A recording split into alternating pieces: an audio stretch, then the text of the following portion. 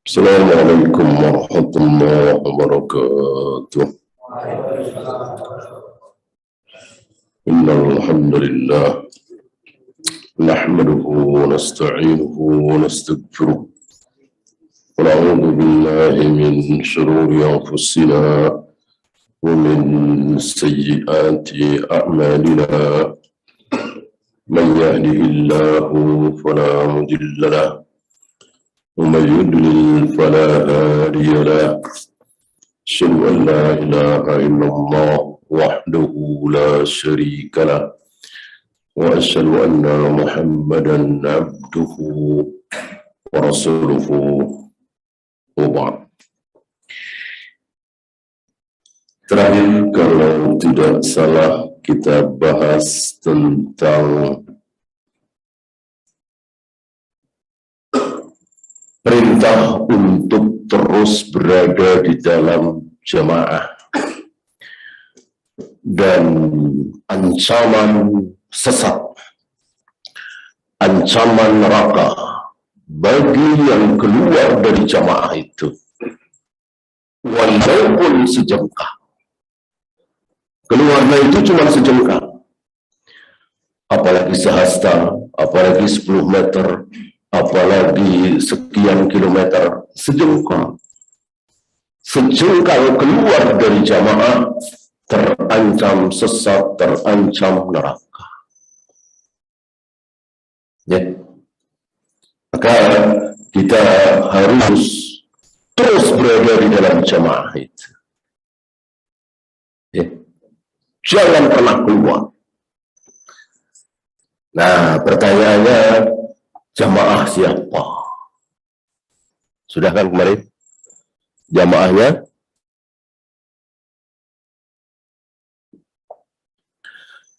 Jamaahnya siapa? Sudah kita bahas kan? Bahwa kita harus selalu berada di dalam jamaah itu. Jamaahnya siapa? Jawabnya, kan hari ini ada Jamaatul Muslimin, Jamus.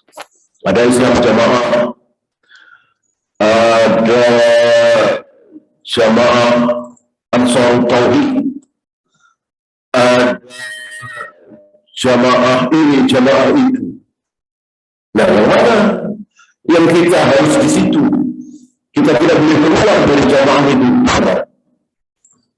Jamaah siapa? Jamaah kan bukan seorang dua orang, banyak. Satu kumpulan.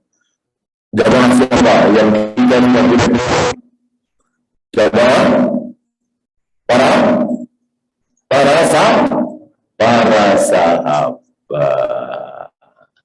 para sahabat, kaum muslimin yang pernah, kaum muslimin yang sezaman dengan Nabi, bertemu Nabi SAW. Mereka lah jamaah yang harus kita ikuti. Mereka kalau sholat pakai usul apa tidak, kita ikuti. Mereka kalau ada mati kita ingat apa tidak, 3 hari, 7 hari, 40 hari, 100 hari. Mereka kalau Nabi apa tidak, mereka kenalnya selawat Ibrahimiyah dan seterusnya. Ya. Bahkan hal yang sangat sepele.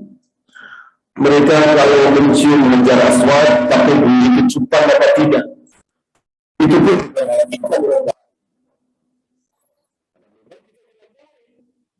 sedikit pun dari para sahabat dalam ibadah, ya. Dalam ibadah, wudu, tayamum, sholat, azan, qolat, dan jumrah, tawaf, sa'i. Adapun para sahabat naik apa, kita naik apa, harus sama mereka? Tidak. Para sahabat bajunya apa, kita bajunya apa, enggak harus sama. Ya. Justru kalau kendaraan kita harus sama dengan kendaraan para sahabat, bodoh kita, ya. Bukan itu yang harus sama. Yang harus sama dari perkara mahdoh. Mahdoh. Bukan ghairu mahdoh. Perkara mahdoh seperti apa? Perkara mahdoh seperti apa? Tadi wudu, tayamum, azan, qomat, ruku, sujud, tawaf, sa'i. Itu perkara-perkara mahdoh. Ada perkara mahdoh, ada perkara ghairu mahdoh. Ghairu mahdoh kayak apa misalnya? Ghairu mahdoh kayak makan, minum, kerja, nikah, sedekah, cari nafkah, itu ghairu mahdoh. Boleh beda dari para sahabat? Boleh. Boleh. Bahkan harus beda lah. Kalau sama terus, mundur kita. Kemana-mana naik unta, naik kuda, harus beda. Para sahabat naik kuda, naik unta, kita naik motor, naik mobil. Nggak masalah, karena itu ghairu mahdoh.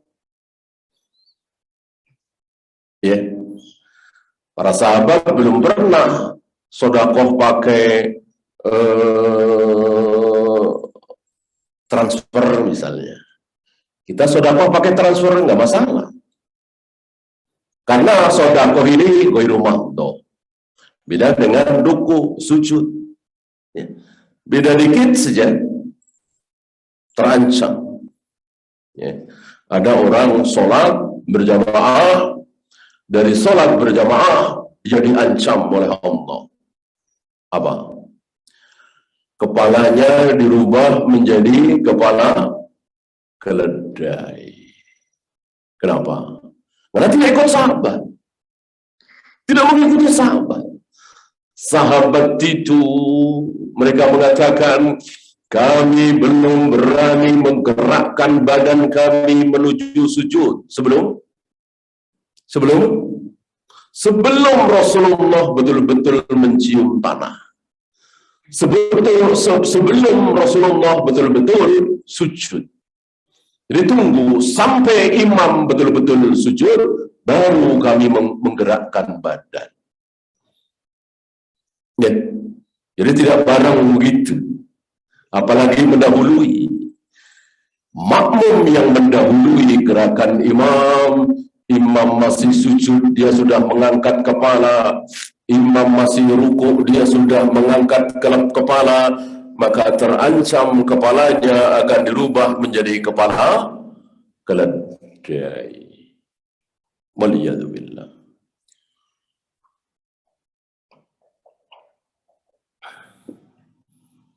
Nah itu dia.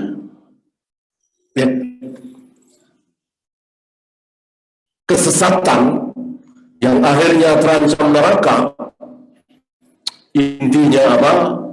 Beda dari para sahabat. Maka hati-hati. Nggak apa-apa. Kita beda dengan ulama fulan, nggak apa-apa. Beda dengan MUI, nggak apa-apa. Beda dengan ulama Saudi, nggak apa-apa. Bahkan beda dengan Imam Syafi'i, beda dengan Imam Bukhari, nggak apa-apa. Yang penting tidak beda dengan Rasul dan para sahabat. Kalau berbeda dengan Rasul dan para sahabat, ini diancam. Adakah ancaman dari Al-Quran dan Sunnah kalau kita berbeda dengan majelis ulama, dengan Lajnah Daimah Saudi, dengan Imam Syafi'i, Imam Bukhari? Ada ancaman dalam Al-Quran dan Sunnah? Nggak ada. Nggak ada. Yang ada ancaman ketika kita berbeda dengan Rasul dan para sahabat. Alaikum bisunnati wa sunnatil khulafa'ir rasyidin al-mahdiyyin. Tamassaku biha wa 'addu 'alayha bin nawajid. Ikutilah sunnah-sunnahku dan sunnah para sahabatku. Gigit dengan gigi geraham. Nggak ada Nabi memerintahkan kita mengikuti sunnahnya si A, si B, si C. termasuk sunnahnya Imam Syafi'i, sunnahnya Imam Malik, kecuali Imam Syafi'i membawakan, nih lihat, para sahabat memotong jenggot itu setelah segenggam. Imam Syafi'i yang membawakan. Nih riwayatnya. Beliau kan jauh lebih alim daripada kita kan. Kita terima. Karena membawakan sahabat. Bukan pemikiran beliau, pendapat beliau, ijtihad beliau. Kalau ijtihad beliau tentu bisa benar, bisa salah. Yang pasti benar adalah apa yang dilakukan oleh Rasul dan para sahabat. Maka untuk menilai orang sesat itu gampang. Gampang. Sebagaimana yang dilakukan oleh Imam Syafi'i terhadap seorang sesat yang ada di hadapan beliau.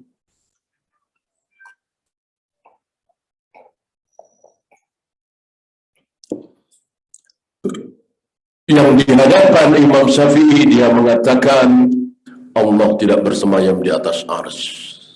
Allah tidak pernah turun ke langit dunia setiap sepertiga malam. Al-Quran ini makhluk, karena Al-Quran bukan Allah, selain Allah makhluk, dan seterusnya dan seterusnya. Imam Syafi'i bertanya, pendapatmu ini ada di Al-Quran? Jujur dia, nggak ada. Jujur dia. Apa yang engkau ucapkan, apa yang menjadi pendapatmu, keyakinanmu ini ada di Al-Quran? Dijawab dengan jujur oleh dia, nggak ada. Nggak ada. Lalu nanya, ada di sunnah, hadis? Dijawab lagi oleh si sesat ini, nggak ada. Nggak ada. Nah, Imam Syafi'i bertanya lagi, itu ucapan para sahabat barangkali? Taruhlah di ayat nggak ada, di hadis nggak ada, tapi itu perbuatan sahabat. Dan sepakat para sahabat. Dan itu ada. Dan itu benar. Maksud sih? Iya. Setelah sholat Id, saling mengucapkan taqabbalallahu minna wa minkum. Di surat apa? Ayat berapa? Surat apa? Ayat berapa? Enggak ada. Hadis riwayat siapa? Setelah sholat Id, Nabi mengucapkan taqabbalallahu minna wa minkum. Ada? Hadis riwayat siapa? Enggak ada. Itu perbuatan para sahabat. Sepeninggal Nabi SAW, para sahabat setelah salat Id saling mendoakan taqabbalallahu minna wa minkum. Apakah ini sunnah? Sunnah. Loh, Nabi kok tidak pernah mencontohkan? Iya, tidak. Tapi kan tadi Nabi bilang, "Alaikum sunnati wa sunnatil khulafa'ir rasyidin mahdiyyin." Ikutilah sunnah-sunnahku dan sunnah para sahabatku. Ada dua kan? Ada dua sunnah. Tapi menariknya, abdu 'alaiha. Tadi ada berapa sunnah? Tadi ada berapa sunnah? Ada dua. Sunnah apa dan sunnah apa? Sunnah Rasul dan para sahabat. Mestinya abdu 'alaihi. Abdu 'alaihi dua. Dan huwa, huma, hum, hiya, huma, hunna, ya kan? Nah, dhamir mutasilnya huwa dan hu, ya, huma, sama huma kan dhamir mutasilnya. Mestinya kalau dua, abdu 'alaihi hima. Huma karena sebelumnya ya sukun jadi hima. Abdu 'alaihima mestinya kan ada dua sunnah, sunnah Rasul dan sunnah sahabat. Mestinya huma bukan ha. Ha kan satu. Iya, ya huma hunna kan? Ha huma hunna. Dhamir mutasilnya. Kenapa ha bukan huma padahal dua? Jawabnya karena antara sunnah Rasul dan sunnah para sahabat dianggap satu. Nggak mungkin bertentangan. Nggak mungkin ijma sahabat bertentangan dengan sunnah Nabi, tidak mungkin. Kalau orang per orang mungkin cuman pendapatnya Abu Hurairah doang, yang lain nggak ikut-ikutan, yang lain menolak. Nah, itu mungkin. Kalau para sahabat sepakat, maka pasti benar. Pasti itu sunnah Nabi SAW.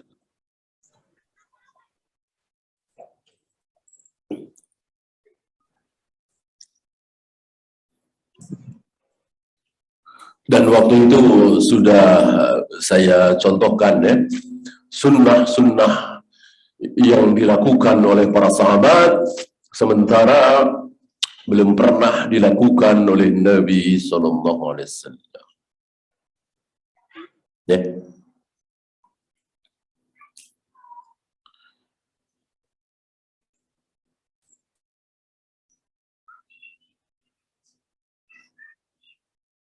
Sedikit tentang mahdoh. Sekali lagi, antum jangan salah paham dan jangan mau dibohongi oleh orang yang mengatakan kalau ini bid'ah, itu bid'ah, dikit-dikit bid'ah, dikit-dikit bid'ah. Pergi haji naik pesawat juga bid'ah. Azan pakai pengeras suara bid'ah dong.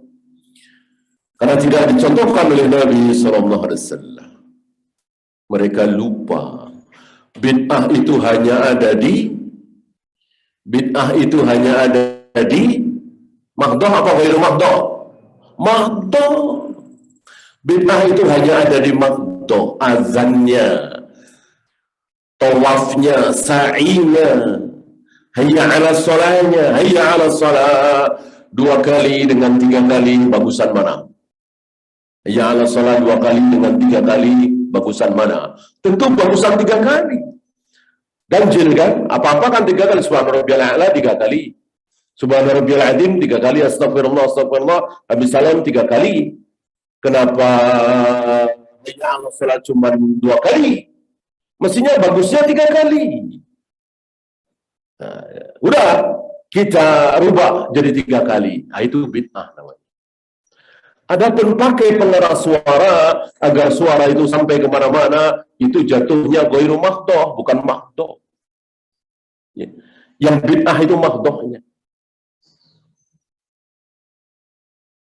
Maqamam mahmudal ladzi wa'attah. Sampai di situ. Kalau ditambah innaka la tukhliful mi'ad. Ini bid'ah. Karena Nabi tidak pernah mencontohkan sampai innaka la tukhliful mi'ad.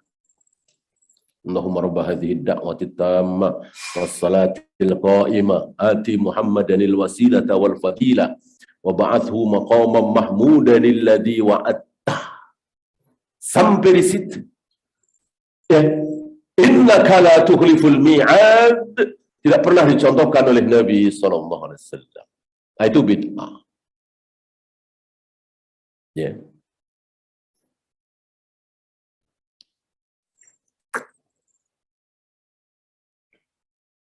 Bahkan lebih dari itu, termasuk bid'ah adalah muadzin membaca doa itu. Ya. Dan Nabi mengatakan bahwa barang siapa yang mendengarkan, gitu. Nabi nggak bilang doa setelah azan, nggak bilang begitu. Ya. Nabi hanya mengatakan kalian yang mendengarkan suara azan, berarti bukan muadzin dong. Ya. Lalu membaca doa itu, halat lahu syafaati. Halal baginya syafaat. Ya. Nah, itu dia.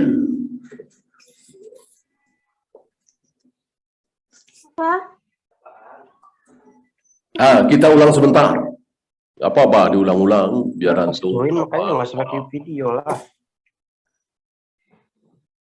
Sebuah ibadah, sebuah perbuatan ibadah dikatakan mahdoh itu kalau mempunyai satu ciri di antara 3.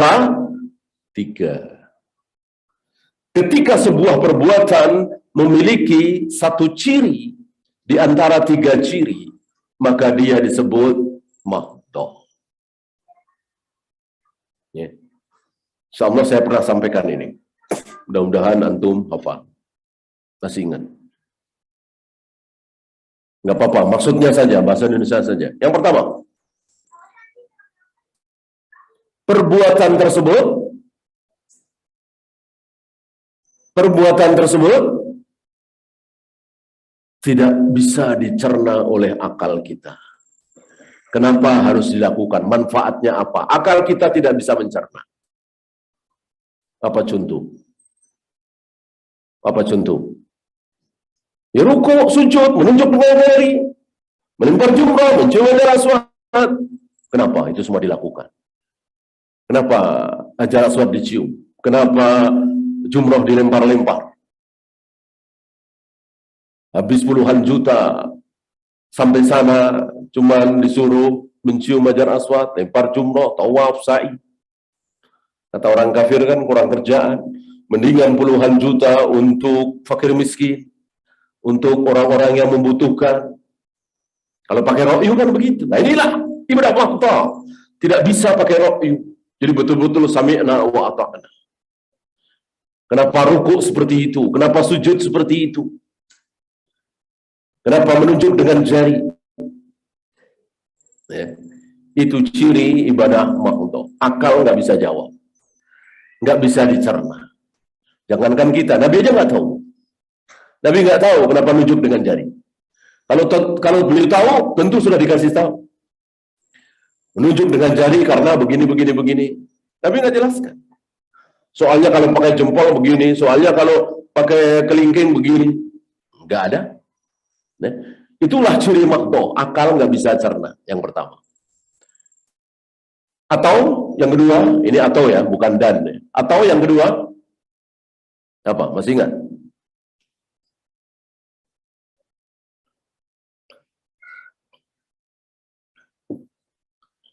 Disebut mahdoh ketika perbuatan tersebut hanya dilakukan oleh kaum muslimin. Non-muslim nggak ada yang melakukan. Ya. Yang ruku, yang sujud, yang tawaf, yang sa'i, yang melempar jumrah, yang mencium hajar aswad, yang wudu, yang tayamum, yang adzan, yang qomat, semuanya kaum muslimin. Ya. Insyaallah antum belum pernah dengar kan? Orang Hindu melempar jumrah, orang Buddha tayamum, orang Konghucu adzan, ya. Hanya dilakukan oleh kaum muslimin. Ketika sesuatu hanya dilakukan oleh kaum muslimin, udah mahdoh. Kalau mahdoh berarti haram kita lakukan. Kecuali ada contoh dari Rasul dan para sahabat. Itu. Ya. Maka orang yang mengatakan nggak apa-apa, Rasul dan para sahabat tidak pernah merayakan Maulid Nabi, nggak apa-apa kita merayakan Maulid Nabi. Kenapa? Karena ini kan bukan ibadah mahdoh. Nggak apa-apa. Kalau yang nggak boleh itu kan yang ibadah. Ini ya seperti kita naik motor, naik mobil, kebiasaan sehari-hari, peradaban. Beda dengan Nabi, nggak apa-apa. Maulid Nabi, Rasul dan para sahabat tidak melakukan, kita melakukan, nggak apa-apa. Ini bukan ibadah mahdoh. Ini terjawab oleh kaidah kedua tadi, bahwa ciri ibadah mahdoh yang kedua apa tadi? Hanya dilakukan oleh kaum muslimin. Ada orang Buddha, Hindu merayakan Maulid Nabi? Nggak ada kan? Ada orang Yahudi, Nasrani merayakan Maulid Nabi? Nggak ada kan? Hanya kaum muslimin yang merayakan Maulid Nabi. Berarti Maulid Nabi mahdoh. Maulid Nabi ibadah mahdoh.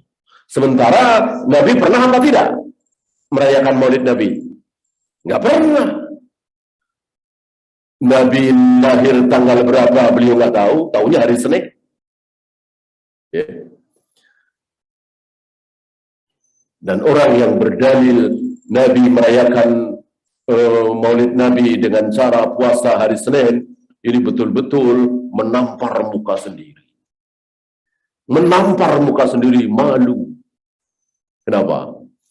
Namanya perayaan, merayakan Idul Fitri, merayakan Idul Adha, itu makan-makan apa puasa?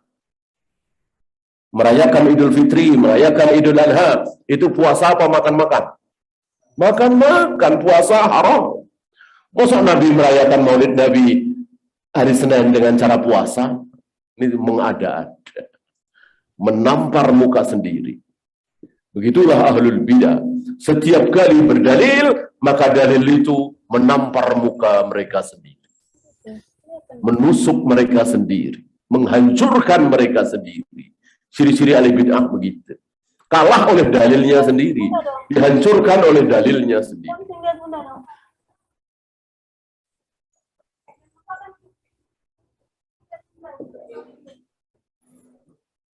Yang ketiga, sebuah perbuatan dikatakan mahdoh, ibadah mahdoh, kalau yang pertama apa tadi? Akal tidak bisa mencerna. Yang kedua, hanya dilakukan oleh kaum muslimin. Yang ketiga,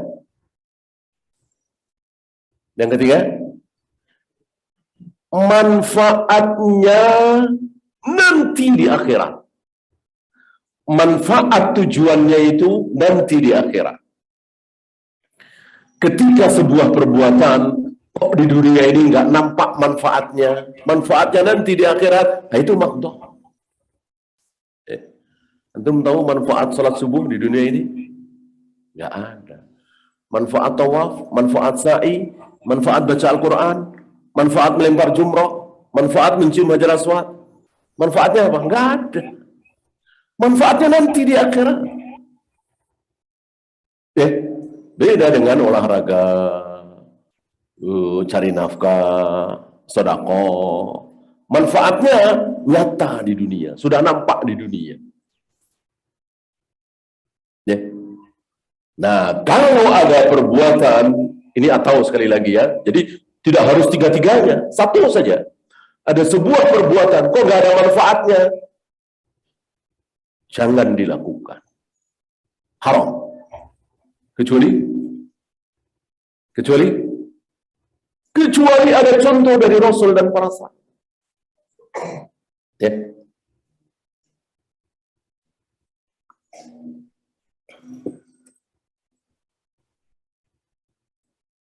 Hore, sambil niup lilin, lilin dinyalain, lalu nyanyi, terus ditiup, hore,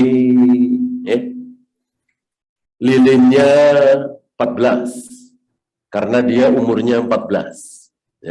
Kira-kira ada manfaatnya nggak? Manfaatnya ada nggak? Jadi nggak ada, haram kita lakukan itu. Walaupun orang kafir tidak mencontohkan, misalnya ngarang sendiri, tetap saja haram. Ini haramnya ada dua. Di samping ini nggak masuk akal, dia ikut-ikutan orang kafir. Yang pertama merayakan ulang tahun itu siapa? Kan orang-orang kafir. Dengan tiup lilin seperti itu. Jadi betul-betul bodoh, itu nggak ada manfaatnya sama sekali. Itu masuknya ibarat mahdoh itu. Cuma nggak ada contoh dari Nabi SAW. Jadi sama-sama haram, sama dengan Maulid Nabi, sama dengan tahlilan, sama dengan salawat nariyah, sama dengan ulang tahun ini, tiup lilin itu, atau tiup trompet di malam 1 Januari, sama, nggak ada manfaatnya, Sementara nggak ada contoh dari Nabi dan para sahabat, maka haram kita lakukan. Nggak ada manfaatnya, tapi kok dicontohkan oleh Nabi, sampai nawatan. Mosok utusan Allah melakukan sesuatu yang sia-sia, nggak mungkin. Pasti ada manfaatnya, hanya kita nggak tahu nanti manfaatnya. Mustahil seorang utusan Allah, Nabi Muhammad Rasulullah SAW, melakukan sebuah perbuatan Kok tidak ada manfaatnya? Mustahil. Ya, hanya nanti manfaatnya. Nah, kalau ulang tahun, ya, bersulam misalnya, pakai baju toga misalnya, apa manfaatnya di akhirat? Nggak ada, dunia nggak ada, akhirat nggak ada. Itulah dosa, nggak boleh. Haram. Ya. Nunduk, ya, sebelum bertarung, diletakkan dulu tangan, nunduk. Ini manfaatnya apa? Coba. Nggak ada manfaatnya kan? Akal nggak bisa senang, kenapa kita lakukan itu? Haram. Seluruh perbuatan yang akal kita tidak bisa mencerna, nggak ada manfaatnya, haram kita lakukan. Kecuali ada contoh dari Rasul dan para sahabat. Lebih haram lagi kalau perbuatan itu dianggap mendatangkan kebaikan. Lebih haram lagi. Ya. Buka toko jam 7 pagi, tunggu 5 menit, 10 menit, setengah jam, 1 jam, 2 jam, baru ada yang beli. Baru ada yang beli, ya. Beli, duitnya diambil, laris. Dengan sebuah keyakinan bahwa betul-betul mendatangkan laris. Halal haram. Halal haram. Haram. Nggak ada manfaatnya. Nggak ada manfaatnya. Ya. Seandainya itu bercanda doang, seandainya itu nggak ada keyakinan, haram. Karena nggak ada gunanya. Apalagi dengan keyakinan, dengan demikian akan laris. Lebih haram lagi, bahkan syirik. Atau masih ingat? Salah satu ciri syirik apa? Meyakini sesuatu yang bukan asbab, diyakini sebagai asbab. Itu syirik. Alhamdulillah, dagangan saya laris. Karena saya jualannya murah. Alhamdulillah, saya punya sumber yang murah. Dan orang-orang kalau beli nggak dibungkus, orang-orang kalau menjual nggak dibungkus, saya bungkus rapi. Ya, alhamdulillah dengan sebab ini laris. Syirik apa tidak ini?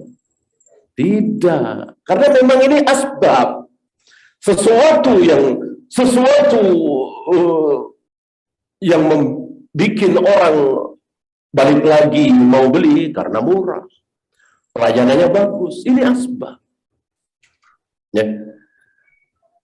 Alhamdulillah selama ini dagangan saya laris. Karena alhamdulillah setiap kali dagang saya nggak lupa nginjek bumi 7 kali sambil baca sholawat. Syirik apa tidak? Syirik. Anak SD juga tahu namanya laris dengan nginjek bumi nggak ada hubungannya. Kecuali Nabi yang bilang. Kalau Nabi yang bilang nggak ada hubungannya, kita gigit dengan gigi geraham. Ya, pengen dagangan laris, pengen rezeki lancar, ya. Oh, masih punya sepupu, masih punya keponakan, masih punya paman, bibi, apalagi orang tua, datangi, bawa sembako, kasih bantuan mereka yang miskin, ya. Dengan demikian, insya Allah murah rezeki, dagangan laris. Ada hubungannya nggak? Ada hubungannya nggak? Ya tentu nggak ada hubungannya. Tapi ini sampai Nabi SAW. Siapa yang ingin dilancarkan rezekinya, dipanjangkan umurnya, falyasil rahimah, sambunglah tali silaturahim. Nggak ada hubungannya, kan? Nggak masuk akal. Tapi ini sabda Nabi SAW. Berarti firman Allah Rabbul Alamin lewat lisan Nabi SAW. Mana mungkin kita nggak percaya? Pasti kita percaya. Ya. Nah, sayang di antara kita lebih percaya Nabi, kurang dipercaya, malah lebih percaya ke asuransi. Ya, lebih percaya sama asuransi.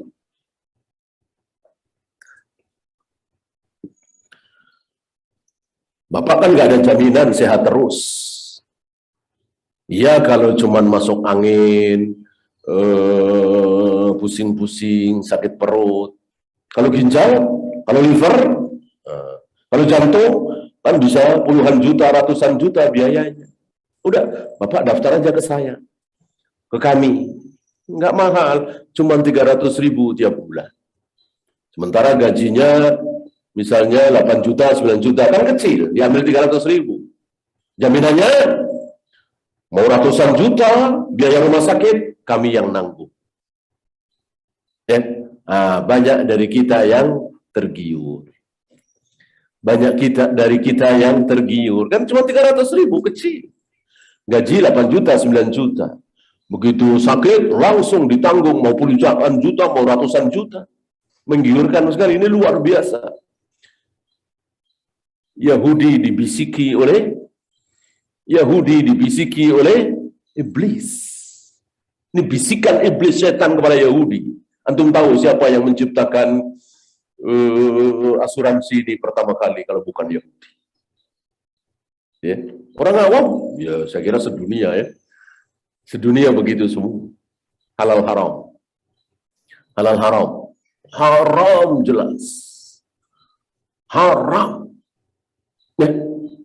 Di dalam asuransi itu ada tiga keharaman. Seandainya satu saja sudah cukup, ini 3, bayangkan. Apa? Masih ingat? Ada apanya? Ada ribanya. Ada apanya lagi? Ada maisirnya, kimarnya, judinya. Satu lagi, goror. 3-tiganya haram. Itu ada di asuransi. Dan kita manggut-manggut. Dan kita merasa tenang. Iya ya, tenang, rasa tenang. Ya. Itu sakit, cari rumah sakit yang paling mahal. Tenang, ketawa-ketawa. Ya. Cari kamar yang VIP, ketawa-ketawa. Merasa tenang karena sudah dijamin oleh asuransi.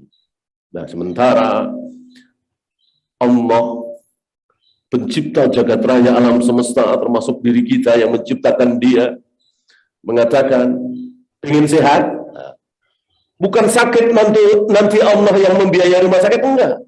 Sehat, enggak sakit. Sehat, enggak sakit. Kalau tadi kan pihak asuransi enggak berani jamin. Saya jamin Bapak enggak sakit, enggak kan? Saya jamin biaya rumah sakitnya. Nah, ini Allah menjamin kita enggak sakit. Jauh dari sakit. Caranya? Itu uang 300.000 jangan setorkan ke asuransi. Kasih ke fakir, miskin, ya, anak yatim, janda miskin dan seterusnya, masjid, pesantren, dan itu banyak sekali. Ya, nah, coba sampai batas mana sih kesikohan kita kepada firman Allah, sabda Nabi? Kepercayaan kita terhadap firman Allah, sabda Nabi, sampai batas mana? Kalau kita masih maju mundur, apa iya ya? Kan kita nggak bisa nuntut ya. Kalau asuransi kan bisa nuntut. Ya. Innalillah. Ini musibah. Seorang muslim lebih sikoh dengan asuransi daripada jaminan dari Allah. Ini jaminan yang luar biasa dari Allah. Bukan tanggung-tanggung, aku jamin biaya rumah sakitnya, enggak. Aku jamin engkau enggak sakit.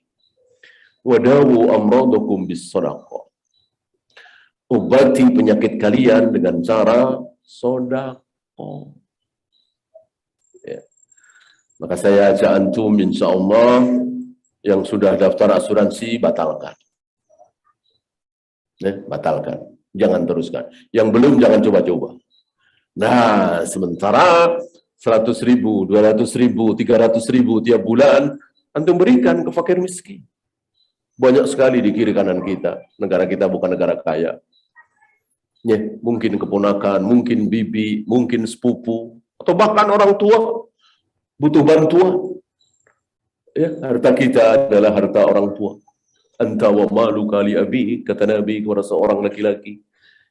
ketika mengadu, ya Rasul, ayahku, orang tuaku sering mengambil hartaku tanpa sepengetahuan aku. Nabi menjawab, anta wa maluka li abi. Engkau berikut hartamu adalah milik ayahmu. Ya.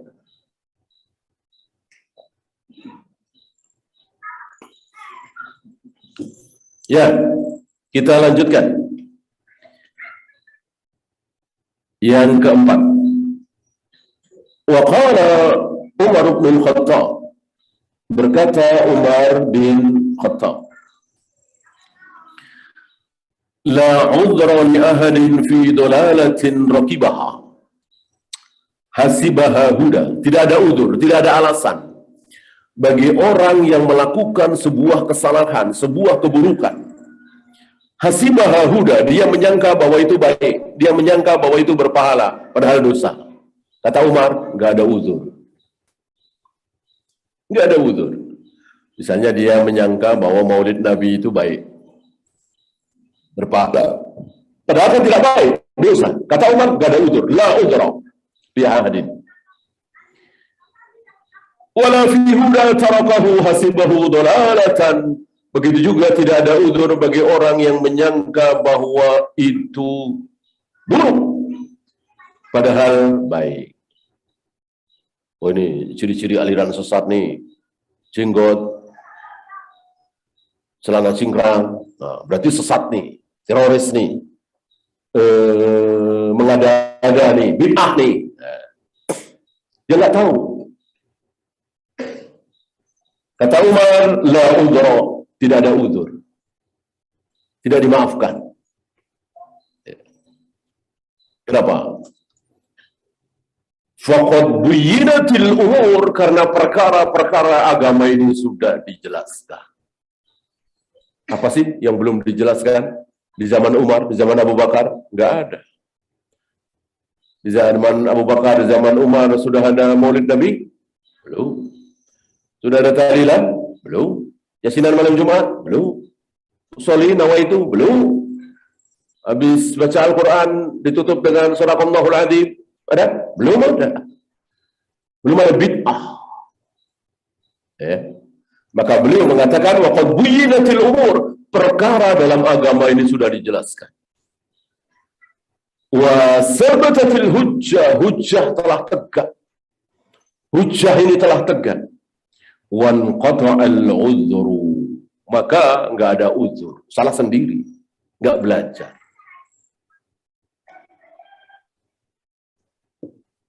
Ini yang ngomong Umar. Di zaman Umar, jangan lupa. Bukan zaman sekarang. Ya.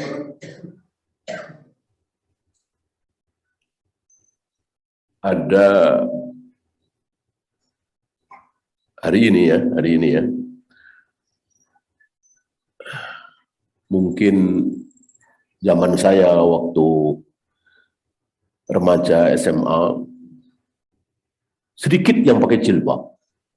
Sedikit sekali. Bahkan ada anak SMA pakai jilbab di sekolahan negeri, geger.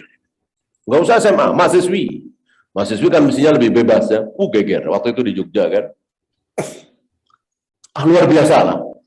Saking minimnya ilmu kaum muslimin. Istri-istri kiai, istri-istri ustadz, ya paling kerudung saja begitu.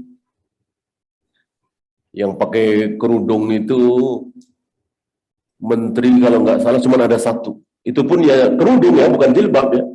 Ditaruh di atas kepala, rambutnya kelihatan, leher kelihatan. Ya.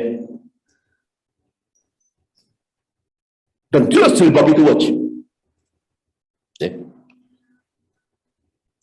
Ketika Nabi melihat Asma berpakaian tidak sempurna, menjelang balik, mungkin umur 9 tahun, 10 tahun. Nabi melengos dengan mengatakan, perbaiki pakaianmu. Haram bagimu menampakkan seluruh kulitmu, kecuali wajah dan telapak tangan. Sambil beliau menunjuk wajah beliau dan telapak tangan beliau. Berarti wajib menutupi rambut, leher, dada, betis, dan seterusnya. Kecuali wajah dan telapak tangan. Nah, ada seorang wanita, ibu-ibu, nggak pakai jilbab, rajin sholat, rajin puasa, meninggal di tahun 80-an misalnya. Tapi dia tidak berdosa. Tapi dia diampuni oleh Allah. Kenapa? Kenapa? Karena hujah belum sampai. Ya. Ibu-ibu ini tidak hidup di zaman Umar. Di zaman Umar kebangetan. Nggak usah di zaman Umar. Di Mekah, Madinah. Ya. Ada seorang wanita lahir di Madinah, nggak jauh dari Masjid Nabawi. Ya. Terus seumur hidupnya nggak pakai jilbab, misalnya. Ya. Mati. Lalu ditanya oleh Allah, jawabannya aku nggak tahu. Belum pernah ada yang menyampaikan bahwa jilbab itu wajib. Mustahil. Mustahil di Madinah, di Mekah. Beda dengan di Indonesia tahun 80 dulu. Ya. Dia bisa jawab, kenapa engkau nggak pakai jilbab? Ya Allah, nggak ada yang memerintahkan aku. Nggak ada yang menyampaikan kepada aku bahwa jilbab itu wajib. Kiai-kiai ulama-ulama mengatakan tidak wajib, bagus saja.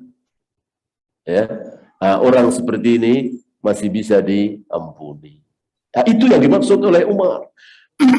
Ya, jadi ucapan Umar ini perlu digarisbawahi.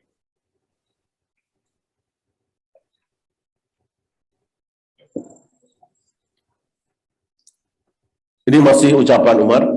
Wadhalika anna sunnata wal jama'ata qad ahkama amra ad-dini kullihi. Karena ahlu sunnah wal jamaah ini telah menetapkan Rasul dan para sahabat itu sudah sempurna agama di zaman Rasul dan para sahabat. Wa tabayyana lin-nas wa 'alan nasi al-ittiba', dan sudah jelas bagi manusia hanya mengikuti. Sekali lagi, ini zaman Umar, zaman Abu Bakar, zaman Rasulullah.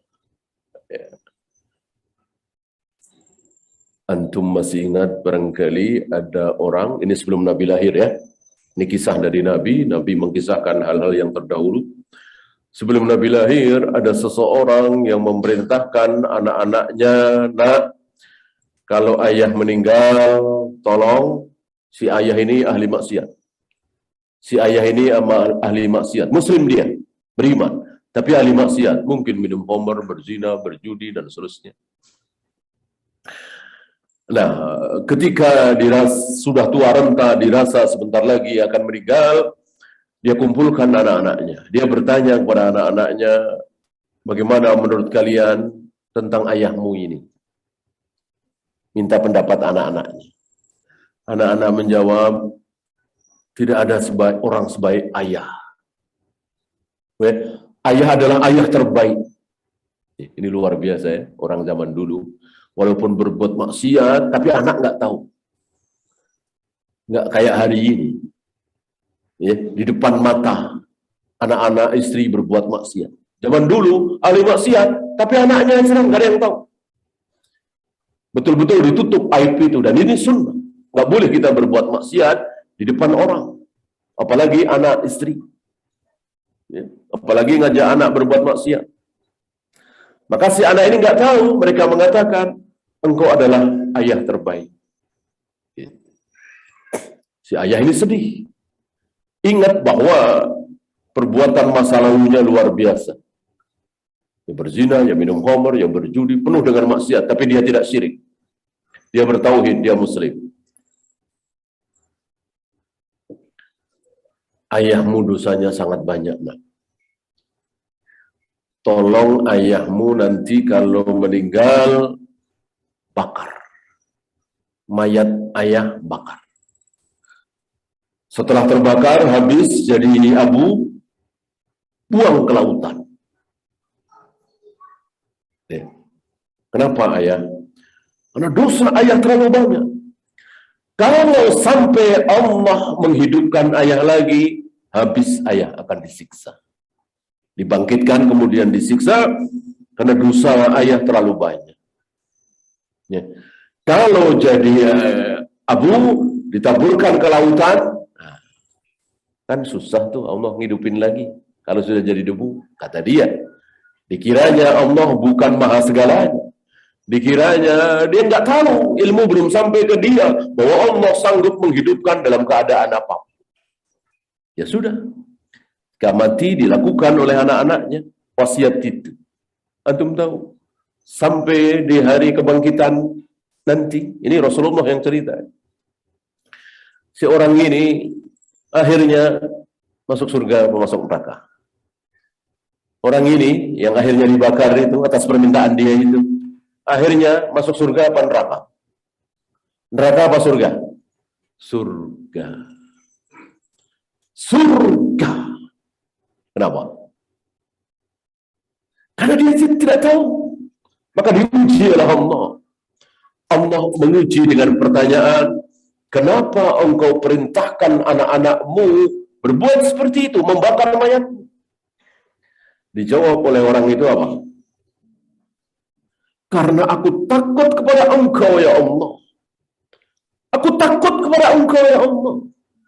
Dosaku terlalu banyak. Atas jawaban diri, berdarah murka Allah. Allah ampuni dia dan Allah masukkan dia ke dalam surga. Walillahil hamd. Ya. Dari sini keluar hukum bahwa orang yang belum mengetahui sesuatu lalu dia melanggar karena nggak tahu kalau itu dosa, maka nanti di akhirat akan langsung masuk surga? Enggak, keliru. Kalau kesimpulannya seperti itu, keliru. Nanti di akhirat akan diuji lagi. Akan diuji lagi dengan sebuah pertanyaan. Contohnya tadi. Ya. Tentu kita tidak berharap. Kita tidak berharap masih diuji lagi di akhirat. Ujian cukup di dunia. Dan kita sudah lulus. Yang haram semuanya sudah kita jauhi, yang wajib semuanya sudah kita laksanakan, yang sunat-sunat kita berusaha untuk menambahnya. Karena itu kan tadi contoh yang jawabannya benar, lulus. Ada yang jawabannya salah, neraka. Ya. Hari ini berapa banyak orang yang belum tahu, betul-betul belum tahu kalau jilbab itu wajib misalnya. Dan belum pernah ada yang menyampaikan kepada dia bahwa jilbab itu wajib. Ya. Nah, orang-orang seperti itu insya Allah akan diampuni. Ya. Ada pertanyaan? Silakan.